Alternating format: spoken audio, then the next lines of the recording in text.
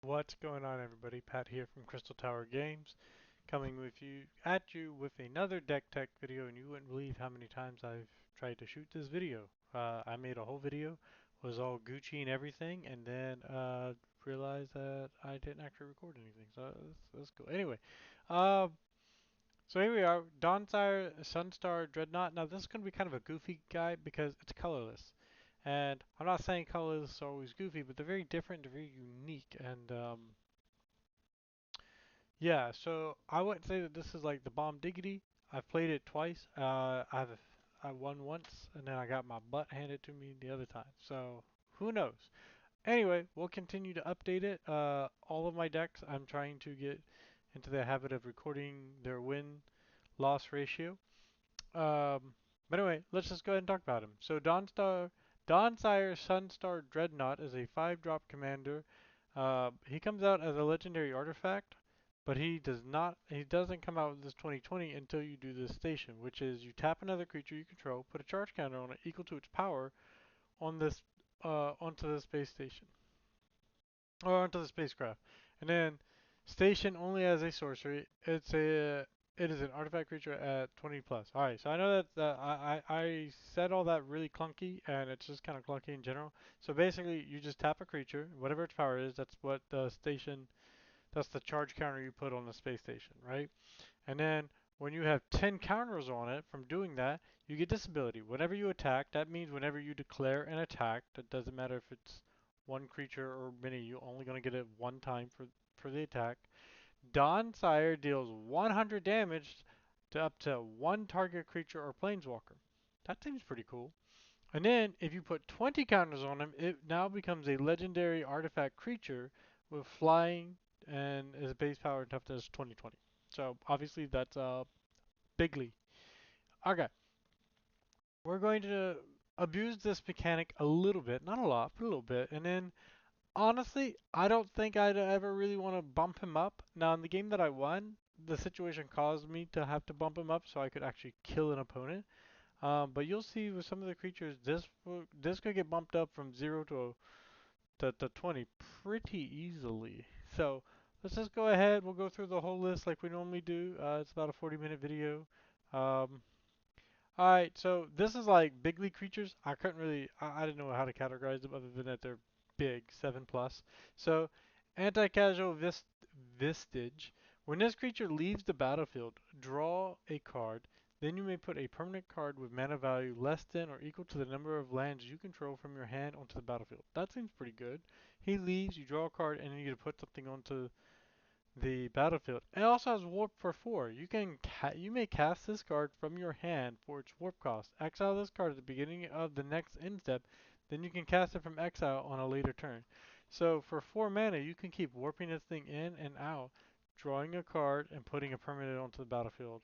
So that seems pretty good. He's also 7/5, so we've got that. No, Colorless deck is going to be complete without a Bright Steel Colossus. He's 12, he's big old boy, but he's an 11/11, Trample, Infect, Indestructible. This is just mean. If Bright Steel Colossus would be put into the graveyard from anywhere, reveal Bright Steel Colossus and shuffle it into its owner's library instead. Pretty hard to mill me out when I got a card like that, but not impossible, just, kind of annoying. Yeah, so you can hit this guy one time. You can swing this guy one time at somebody and probably kill them with the infect. This is a bomb of bombs. This is actually should be moved to bombs. We're gonna move him to bombs. No, I wanted to keep the big league creatures here. No, we're gonna move him to bombs.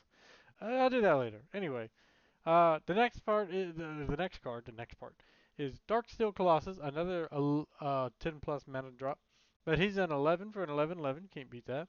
Trample, so that hurts. Indestructible, that's mean. And same thing, if he would be put into the graveyard from anywhere, you reveal him and shuffle it into his owner's library instead. Um, that's just mean. And then we have Metalwork Colossus, an 11 10/10, slightly less power. Come on. But this spell costs X less to cast, for X is the total mana value of non-creature artifacts. Non-creature artifacts you control. Sacrifice 2 artifacts, return this card from your graveyard to your hand. So, could be 0. I mean, could be. I don't think we have that. I mean, we might. Well, no, I don't think so. I don't know. Anyway, don't worry about it. All right, so that's it for like these guys are like I mean, this is our lowest guy at 7, but these are all 10 plus. So these are just like, just mean heavy hitters meant to draw threat and to just be like, you wanted to go to war, Balake? Because we could go to war, you know what I'm saying? Alright, so then we got board wipes. This is my favorite board wipe in the entire game. All is dust. Each player sacrifices all permanents they control that are one or more colors. That means it affects nothing on my side of the board. All of my stuff is fine. All of your stuff, well, we shouldn't have been playing that. Now, it won't kill up their mana rocks, but it should definitely blow up most of their creatures, except for the one or two splash colorless creatures they got. But this is a brutal and devastating board wipe. It's gross. And then Ugin the Spirit Dragon, he's a planeswalker for 8. He comes in with 7 loyalty counters. You can +2 to deal 3 damage to any target. This is why he's here. Can -X. X out each permanent with mana value X or less that's one or more colors. Again, doesn't hit any of your stuff, but you can get rid of their nasty stuff for the most part if you want. And then, God help your opponents if you ever get it to 10, because you gain 7 life, draw 7 cards, and put up to 7 permanent cards from your hand onto the battlefield. Now, you've already seen 4 of my big heavy hitters. There's going to be some more heavy hitters that they're not going to want to see hit the battlefield off of a trigger like this. So if they let you get to 10, well, it's about sending a message. Alright, we're going to talk about some bombs. These are things I just don't know how to categorize. Echoes of Eternity. Uh, it's a 6 drop. It is a Eldrazi enchantment. If a triggered ability of a colorless spell you control or another colorless permanent you control triggers, that ability triggers an additional time. Let me just remind you about this. This is a triggered ability that will trigger an additional time. That seems pretty good. Whenever you cast a colorless spell, copy it. Okay, yeah, just copy a colorless spell, just sure. You may choose new targets for the copy, and a copy of a permanent spell becomes a token. So like basically everything you do now just gets copied. That is so dumb. This is such a dumb card. Get this off of someone's field if they play it in a colorless deck. But protect it at all costs on your deck. It's pretty good. Um, Stuffy Doll. This is honestly the top card of the deck right here. I love this thing so much. And when I explain why, you'll love it too. Indestructible. 0/1 for 5. Okay, so he can't be destroyed. As this creature enters, choose a player. Hey, dude, over there, that's been messing with me this whole game? I choose you. When this creature is dealt damage, it deals that much damage to a chosen player. Well, I can tap it. This creature deals 1 damage to itself. So I can poke somebody, right? But what I'm really going to do is when I attack, I'm going to do 100 damage to Stuffy Doll. And hey, you, take 100 damage. Yeah, that's you. Yeah. Now you know not to mess with me, okay? Yeah, act like I ain't got feelings over here. Anyway, yeah, that's pretty gross. I mean, you just take out a player, and I don't think I have a way to blink him. So like once you take that player out, I mean he's kind of useless. But you just take down a player. Like that's just gross and mean and it's hurtful. All right, Titan Forge, new thing I just added in, but I like it. So for 3, you can put a charge counter on this artifact. And then you can remove 3 charge counters from this artifact to create a 9/9 colorless golem artifact creature token. I mean, I am I just wrong in saying I want big nasty things? Like, seems pretty good. You're also going to get like a ton of mana. Now, it does take 3 turns because you have to tap it each time. So this is actually a card that might get cut out of the deck. I was just kind of, I kind of changed the deck up right before the stream. And there might be changes later, but any change I make to these, I go into the YouTube video and it's the top comment. I'll tell you what I cited out and what I cited in. So, but again, you also don't have to you don't have to carbon copy what I'm doing. This is just like an overview and kind of like a general idea of what's going on and why. Okie dokie. We got some buffers. It that heralds the end, great name. Colorless spells you cast with mana value 7 or greater cost 1 less to cast. Cool. But here's what we're here for. Other creatures, other colorless creatures you get +1/+1. I mean, that doesn't sound like a lot, but like honestly, that makes this lethal damage. So this is like one of those times when you can turn it on. Now, Also remember, if you played Dawnsire next turn, but this turn you made him a creature, he can attack because he's been on the field since the beginning of your turn. So that is something to pay attention to with this kind of stuff. And yeah, I mean that's just great. That's lethal damage. This will also make it lethal. Put a +1/+1 counter on each artifact creature you control. Boom, lethal damage. Steel Overseer. Surge Conductor. Whenever another not another whenever the words are so hard. Whenever another non-token artifact you control enters, proliferate. Uh, yeah, I mean it seems good. Like you're putting counters on things with this guy. There's a couple other things out there.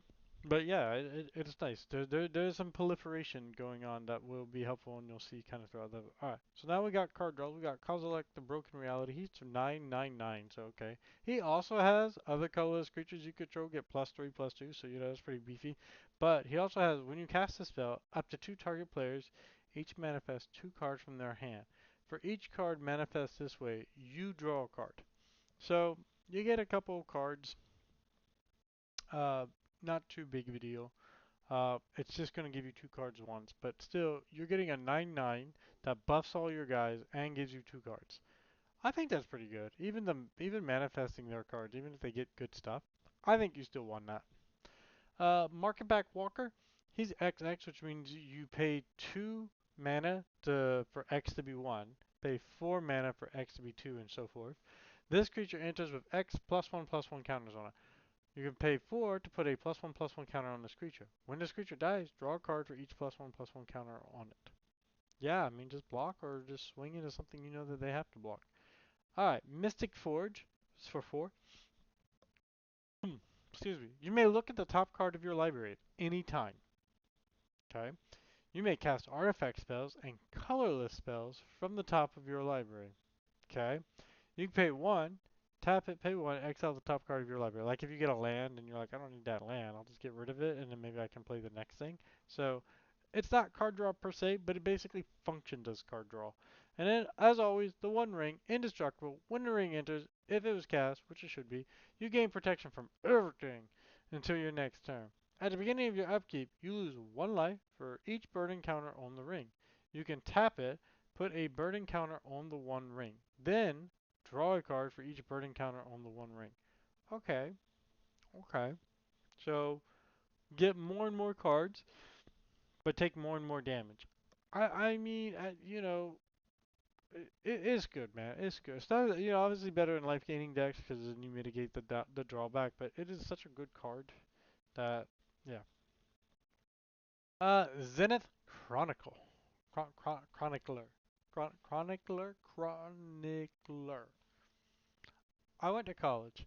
Whenever a player casts their first multiplayer spell each turn, each other player draws a card. Now, this is going to help some of your opponents, but hopefully it's helping you a lot more. So, you're going to get it all the time, and the person casting it's not going to get it, so you should be able to benefit it from way more than anybody else. Then okay, so now we've got some control pieces. We got controls basically any way in which you can affect the board in your favor, in my opinion, whatever. Kozilek the Great Distortion. Love this artwork. He's like, come at me, bro. Ah. Anyway, sorry. You gotta follow me now. When you cast a spell, if you have a fewer than 7 cards in hand, draw cards equal to the difference. So you got 3 cards, you're gonna draw 4 cards. So you're at least going to have 7 cards by the time you finish casting this. He has Menace, which means it takes 2 creatures to block this 12/12, so that sucks for them. And you can discard a card with mana value X and counter target spell with mana value X. So they play a spell that costs 3 and you got a card in your hand that also costs 3. You can pitch that card and be like, I counter that. It's not going to work every time. It's definitely not going to work as many times as you want it to work. But when it works and it's beautiful. Sculpting Steel. I almost said Steed. You may have this artifact enter as a copy of any artifact on the battlefield. I mean, it's just options is the American way. Unwinding Clock. Untap all artifacts you control during each other player's untap step. Yeah, alright. I'll take that. That's cool. Oh, and this is kind of goofy. Whenever an opponent casts an instant or sorcery spell, you may pay 2. If they may pay 2. If they don't, you may copy that spell. You may choose new targets for the spell. So that's kind of cool. Um, you can also cast it as a sorcery. It's kind of a weird optional thing, but options are options. Each player looks at the top 5 cards of their library and may reveal a land card and/or instant or sorcery card from among them. Each player puts the cards they reveal this way into their hand, and the rest at the bottom of their library in a random order. Each player gains 3 life. I'm not really trying to help you guys, but I mean, I don't know. It's kind of a wonky card, but I like it. Alright, hard counters. I don't know why I'm yawning so much. So sorry. Alright, so not of this world. Counter target spell or ability that targets a permanent you control. Okay? This spell costs 7 less to cast if it targets a spell or an ability that targets a creature you control with power 7 or greater.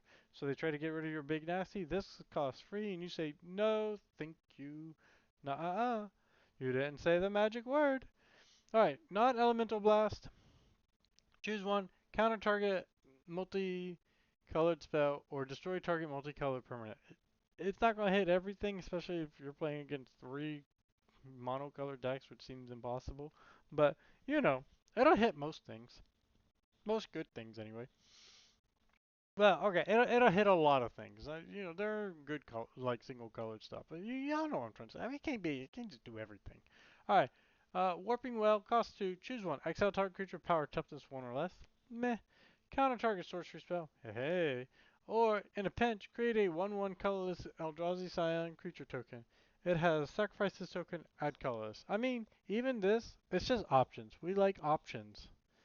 Um, Okay, we'll do the lands later. There's some couple things I wanna. My yawning. We might have to make another video. All right, we're gonna do mana ramp. There's a lot of mana ramp in here. So search your library for a basic card, reveal it, put in basic land card, reveal it, and put it into your hand. Then shuffle. You gain 2 life. Okay, bada bing, bada boom, go. Okay, Forsaken Monument. Colorless creatures you control get +2/+2. It is a buffer, but also whenever you tap a permanent for colorless, add an additional colorless. It just doubled all your mana. You're welcome. Whenever you cast a colorless spell, you gain 2 life, and you get some of the life you like. This is an awesome card. Probably more of a buffer than an actual ramper, but I mean, it's intended to ramp. Karn Legacy Reforged. Karn's power and toughness are each equal to the greatest mana value among artifacts you control. At the beginning of your upkeep, add colorless for each artifact you control. Dumb. This mana can't be spent to cast non-artifact spells. Not that big of a problem. Until end of turn, you don't lose this mana as steps and phases end. So it's a little restrictive even for you guys in this deck, but you still running a lot of artifacts. You'll get used. Yeah. Man, I am sorry. I went to bed. I promise. You'll get your money's worth out of this. I promise. Karn Living Legacy. We're just throwing Karns. We should just rename this the Karn deck. Karn Living Legacy, 4 and 4.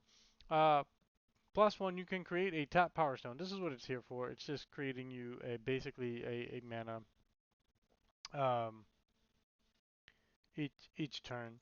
Uh, pay any amount of mana. Look at the top. Look at that many cards from the top of your library. Then put one of those cards into your head, and the rest to the bottom of your library in a random order. So there you go. And then for 7, you get an emblem. Tap an untapped artifact you control. This emblem deals 1 damage to any target. That can definitely be helpful. Metal Worker. Reveal any number of artifact cards from your hand. Add 2 for each card revealed this way. I like it. I used it to great efficiency in one of my matches. Paladin Mir.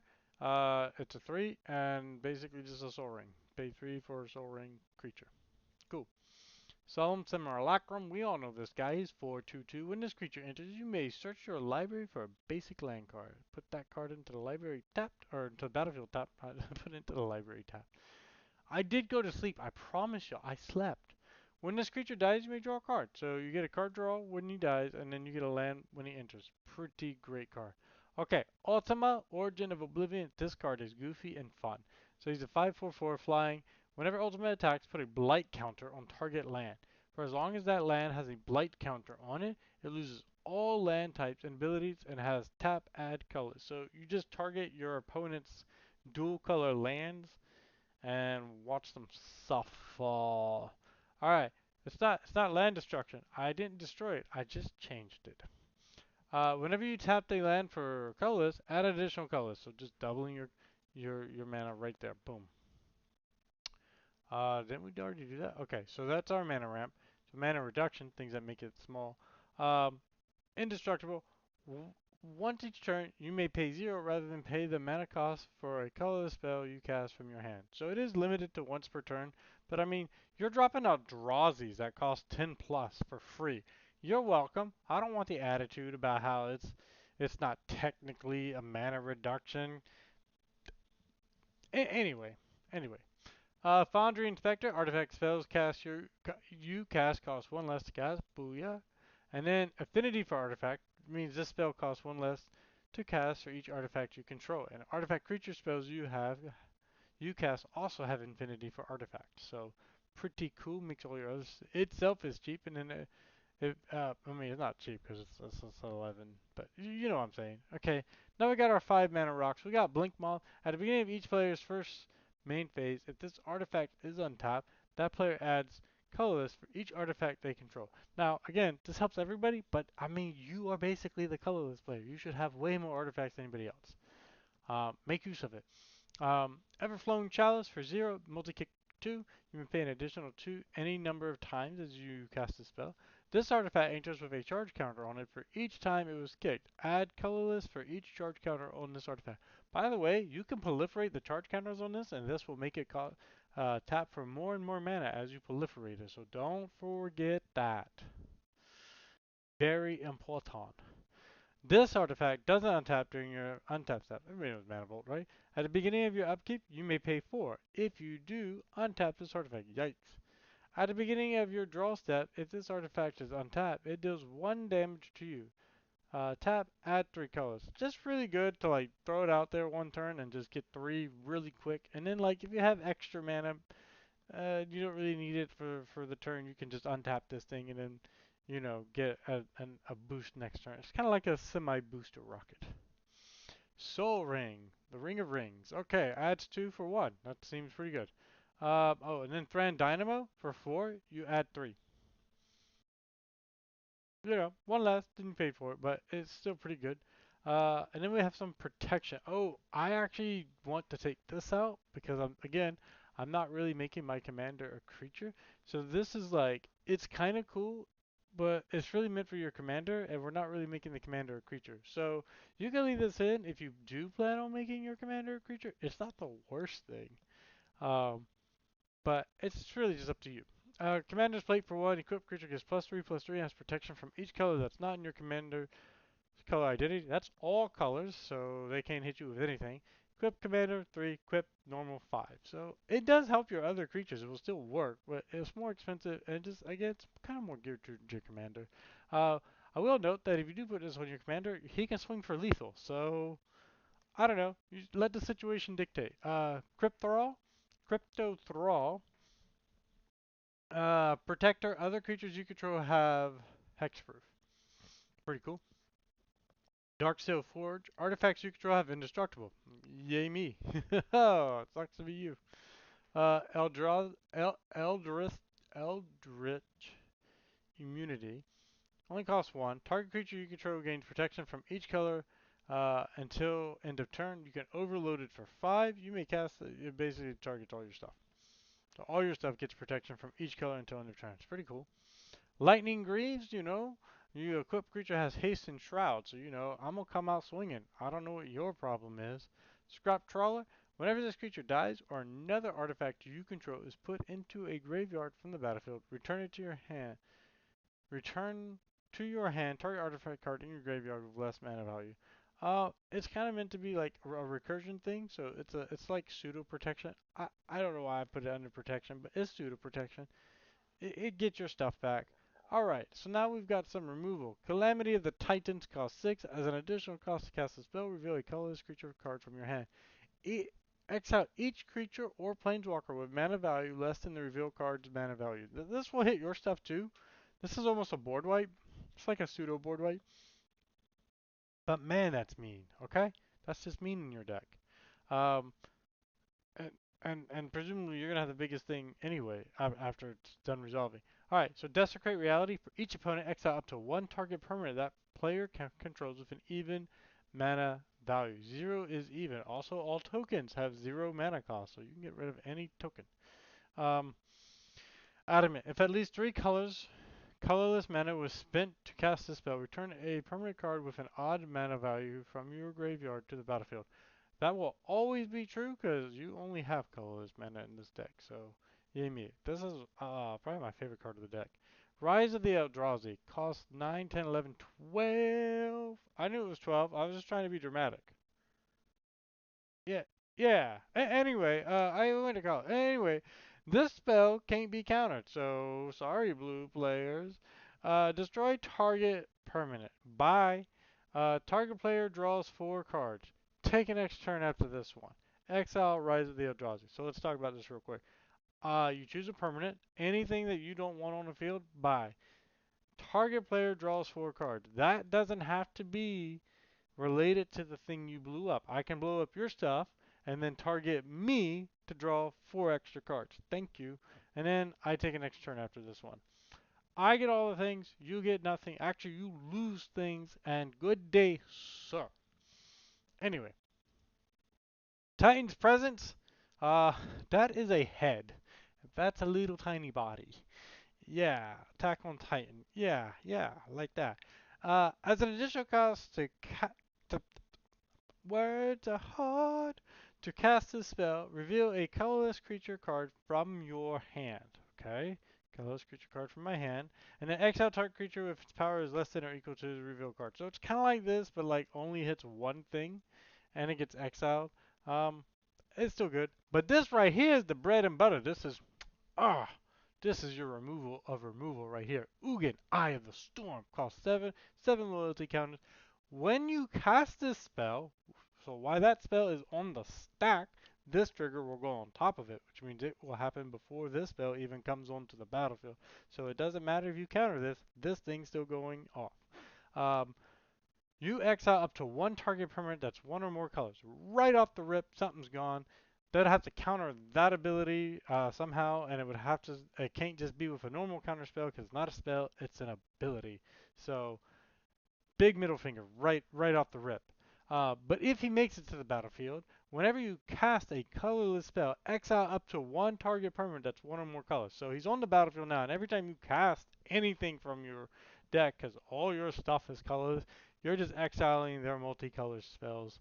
Or sorry, not their multicolored spells, their colored spells um, are permanents. Just this thing's gross, and that's before you even do any of his abilities. Okay, that's just him sitting around on the battlefield like, "What up, yo?"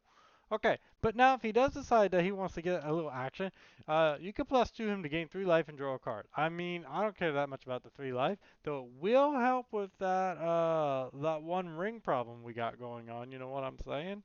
Um, for 0, you just get 3 mana. No big deal. To cast something so that I can get rid of one of your things. No big deal. No big deal. So don't read the card. And finally, if they let you get him up to 11, which is just crazy, search your library for any number of colorless non-land cards, exile them, then shuffle. Until the end of turn, you may cast those cards without paying their mana cost. I'm sorry, what? You're gonna let me go get all my big baddies? Any number of so I'm just gonna go get all my Eldrazi's and stuff, and I'm just gonna play them. Is that you guys? Oh, y'all mad at me. I'm sorry. You guys are mad at me that I'm doing that when I had this thing out here for like 30 turns and y'all just didn't kill him, and but y'all mad at me for that? Okay, okay. That's how that's gonna go. I'm just letting y'all know how that conversation's gonna go. And that's all you have to say to them. You mad at me? You mad at me for you not blowing up my thing? You had all this time, blow this thing up, but you were like, not a big deal. And then I went and got all these Eldrazi's, and now y'all all mad at me? I don't think so. Okay, just hit him. Just hit him. With your creatures, not like don't do that. Desolate Twin. He's a 10/10 for 10/10. But when you cast this spell, you create a 10/10 colorless Eldrazi creature token. I mean 10 for 2 10/10s is pretty cool. Glaring Flesh Racker. Yeah, I said that right. right? Anyway, whenever you cast a colorless spell, create a 0/1 colorless Eldrazi spawn creature token with sack this token, add colorless. Whenever another colorless creature you control enters, this creature deals 1 damage to each opponent. That's mean. Oh, this is under token generators, so that's why like things that are generating like tokens. Now you'll notice that in other categories, some things also generated tokens, but that's not, they're in the category because that's the main reason for them being in the deck kind of thing. Mirror Battlefield, you gotta have a Mirror Battlefield and a colorless deck. Got to. If you don't, it's not a colorless deck. That's my ruling. I'm a retired judge. I'm a retired judge. That's my ruling. Whatever. Whenever this creature enters, create 4 1/1 colorless mirror artifact creature tokens.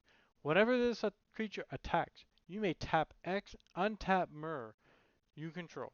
If you do, this creature gets plus X, plus 0 until end of turn, and deals X damage to the player or planeswalker it's attacking. So, because it's not a like a strictly mirror deck, you're not going to get a whole lot of stuff. Though we do have, blah blah blah. This is a mirror. So we do have, like maybe one, maybe there was one more. I don't know. I think that was all. So you'll get a little bit extra damage if you want it, but really you're just getting those 4/1/1s. It's a fun card, whatever. You have to run it. It's fine. You can make like a non-colorless deck if you want. Wormcoil Engine for 6. He's a 6/6. He has Death Touch Lifelink. When this creature dies, create a 3/3 colorless Phyrexian Worm artifact creature token with Death Touch and a 3/3 colorless Phyrexian Worm artifact creature token with lifelink. So it's like he splits and then keeps attacking. It's cool. I like it. It's cool. And then this is technically a tutor. Don't argue with me. It's fine. You can argue with me. It's a planar bridge for 6. You tap 8, which is a lot, and then you search your library for a permanent card and put it onto the battlefield, then shuffle. Now, I know 8 is a lot for a tutor, especially when you paid 6 to put this thing out there, but when you're considering the Eldrazi that you're being able to go fetch and just put right onto the battlefield for 8 instead of paying, I don't know, like 12, I mean,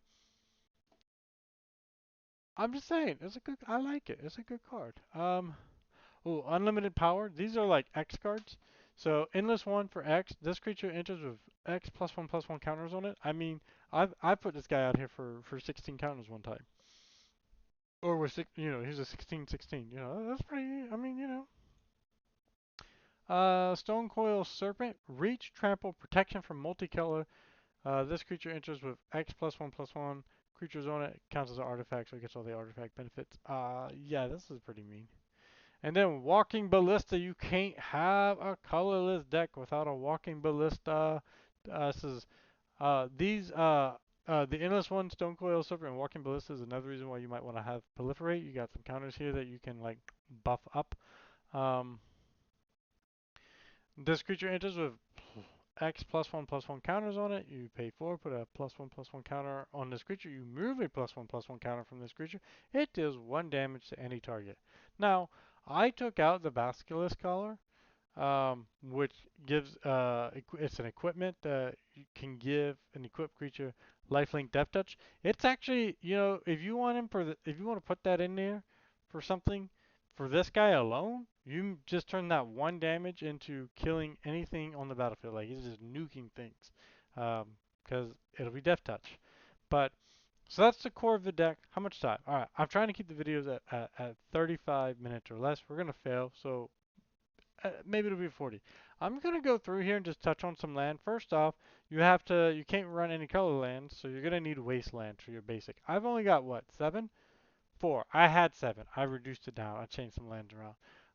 We're gonna go through these kind of fast because again, I'm trying to make the video short.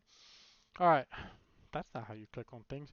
Uh, you're gonna this could be said over and over and over and over. Seriously, and I could keep going with that.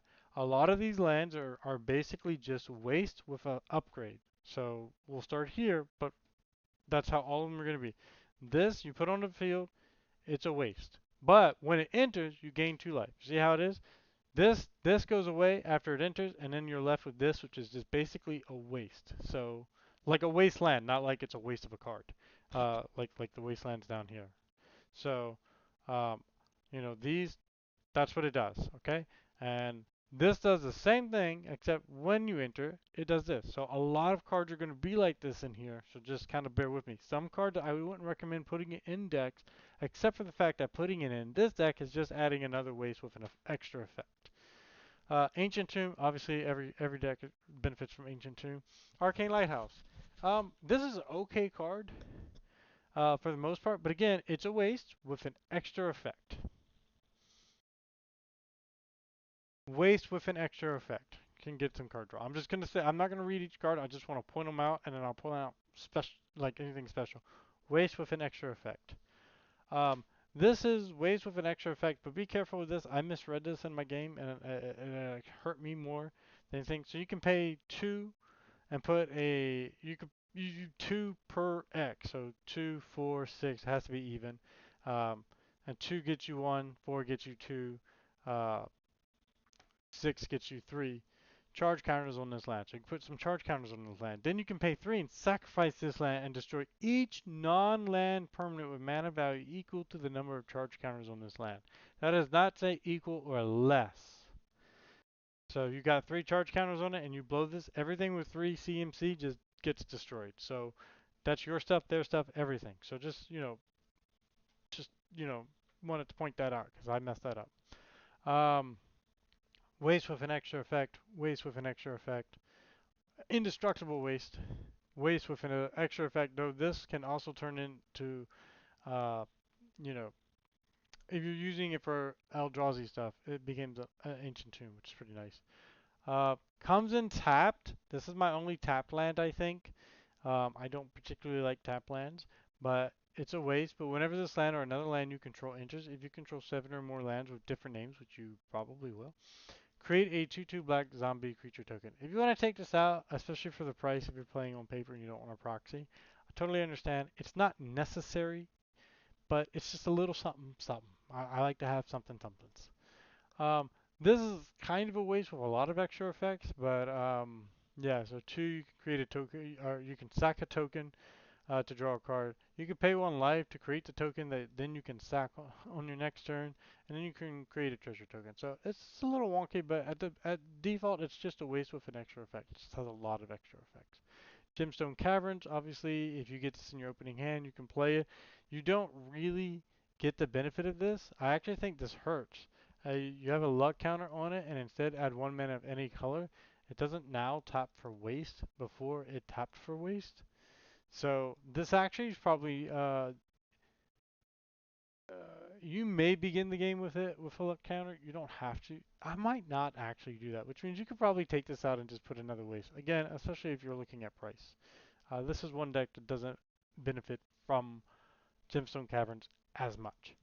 Inventor's Fair. If you control 3 or more artifacts, you gain a life, waste, and then you can actually search this for an art. You can sacrifice this for 4 for an artifact card. But it's getting you a life, and it has the ability to search for an artifact, and it's a waste. So really good card. Um, it's a waste, but it also has proliferate. Remember we talked about some proliferation stuff, especially with Everflowing Chalice. Yeah. So anyway. Um, This is a waste, but then you can put a charge counter on it and then remove charge counters from it. Um, you basically can just store up more mana to use it later turns. It's okay. It's mostly just a waste, to be honest. Every now and again, you'll get like an extra mana out of it, but I don't kill yourself trying to like pump this thing up. Uh, Mishra's Workshop, very good card.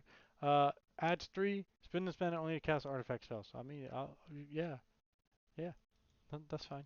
Uh, Murganda Raceway. I actually should just take this out and put a race in it, a waste in it because I can't get the max speed. I don't have enough things to Oh, I'm no, oh man, I'm so dumb. Okay, start your engines. If you have no speed, it starts at 1. It increases once on each of your turns when an opponent lost life. Max speed is 4. I didn't realize that. I thought you had to play more max, like start your engine cards. But okay, so no, this is absolutely worth. It starts off as a waste, and then it has the ability to turn into an ancient tomb that doesn't ping you. So that's great. Um, Basically, Ancient Inn right here. Same thing, same effect. Reliquary Tower. This is a waste with no max inside. Now, a quick note, I don't think this is a good card in general. I know a lot of people like to jam this in all of their decks. I don't think it's necessary to do that. I don't think it's that good of a card. Um, I rebelled against that idea when I first heard about it, but trust me, it's actually not that good. However, in this deck, it's just a waste with an extra effect, so that's why it's safe to put in here. It's a Rogue's Passage. You can make something unblockable. It's pretty nice. Exile all graveyards if you have to. Um, yeah, I mean, it's just a waste with some extra effects. You can create a robot. You can uh, pump somebody up.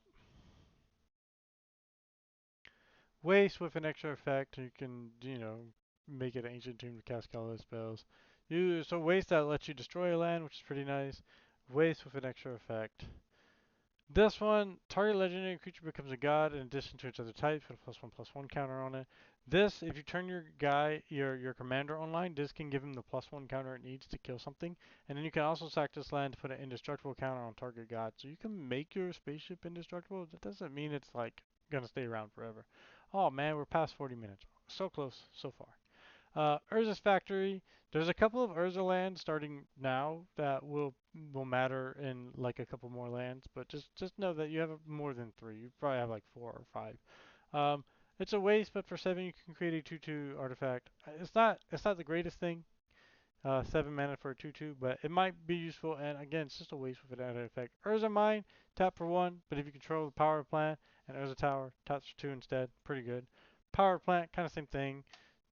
Taps for 1, but if you control the other pieces, taps for 2. Urza Saga, you know, taps for colorless, then let you go get somebody, and then finally let you go get your soul ring to replace itself. Or something else, it doesn't have to be a soul ring, but probably going to be your soul ring.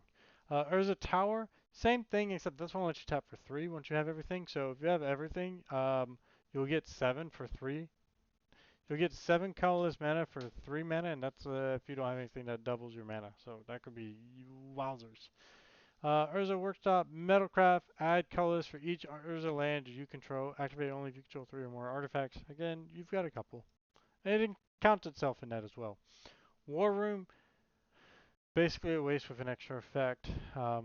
Now, pay life equal to the number of colors in your commander's color identity to draw a card. You pay 0.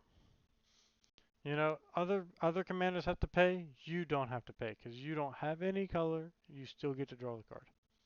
And actually, I think it says if you don't have a commander, you can't. Yep, right here. If you have no colors in your color identity, you pay no life to activate. Yep, see right there. So if somebody wants to contest you got 4 waste. What else we got? Witch's Clinic's just a you know. It is actually nice if you can give yourself 100 life with this with your commander. Give your commander a life link because it says that Dawnsire deals the damage. So you give him lifelink and you get 100 damage off of that. And then finally, we got a waste with an extra effect, a little scry. Okay, so that's it for this video. I'll have some gameplay footage somewhere in this frame, I guess, somewhere on the screen. You can click it. But I'm gonna go ahead and end it there, and I'll see you guys next time. Peace.